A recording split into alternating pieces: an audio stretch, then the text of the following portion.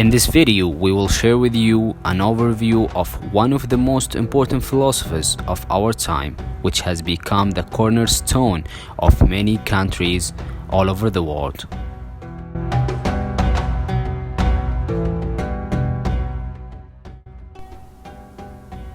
What is liberalism?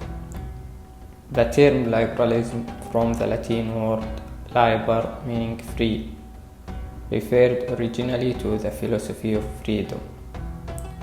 Liberalism is a political and economic doctrine that emphasizes individual autonomy, equality of opportunity, and the protection of individual rights, primarily to life, liberty, and property, to stand up against the state and religion, and then dealt with economic entities, including businesses.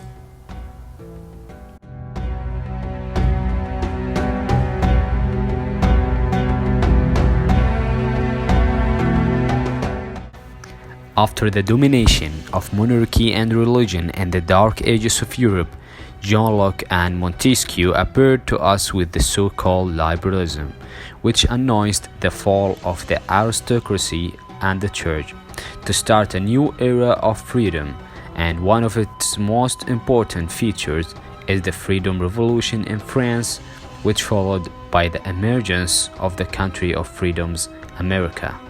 Like any social ideology, liberalism has divided over time into classical and new liberalism, as the new liberals support revisiting the past and changing some concepts, while the classics reject these ideas.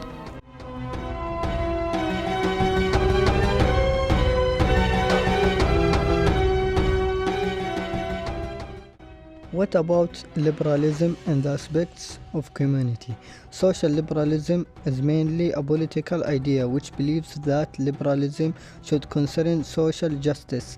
Social liberalism is based on the belief that the state should address economic and social issues, not like classic liberalism. Besides, it believes that the problems like education, unemployment, and health care are more worthy of state to work on.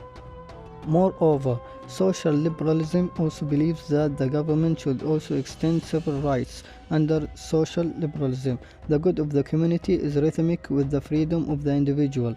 After World War II, most of the capitalist world have tended to use social liberal policies.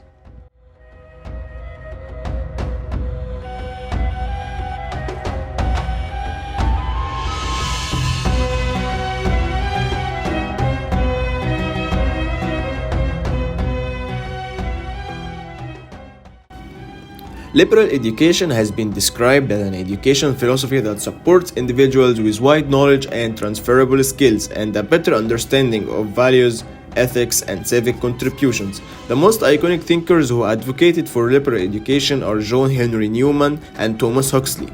The American Association for the Advancement of Science describes a liberal education as an education that raises a person who are open-minded and free from parochialism, doctrine, preconception, and ideology, aware of their opinions, reflexive for their actions, and aware of their place in society and natural world.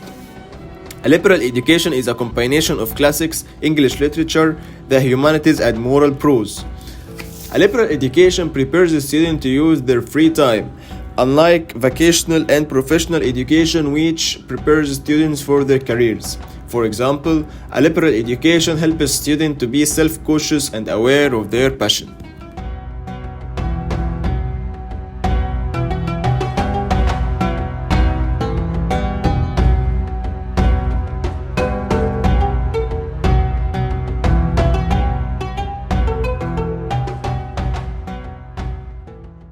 A main argument of liberalism is that pacts of unaccountable violent power are the primary threat to individual liberty and have to be restrained.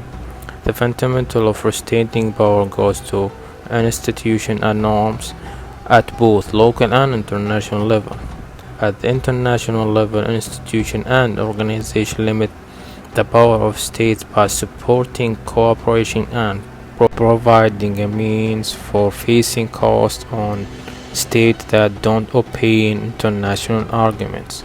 economic institution and particularly effective at extending cooperation because of the genuine profits that can be taken from economic interdependence. Finally, liberalism adds a limitation on the use of power by shaping our understanding of what behaviors are appropriate.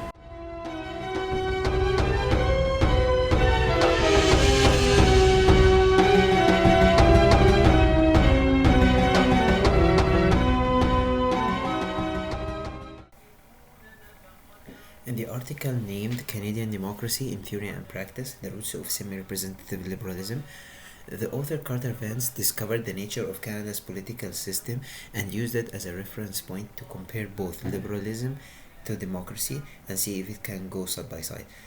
He said that Canada's implemented the welfare state theory from 1960 to 1991, which helped decrease the poverty rate from 22.5% to 6.5%. And to explain the welfare state, it is the even distribution of opportunities and wealth. He also discussed another theory, which is the democratic peace theory, which states that peace between two democratic systems is very high due to the absence of some political and economical factors that contribute to the absence of military violence between liberal democratic countries.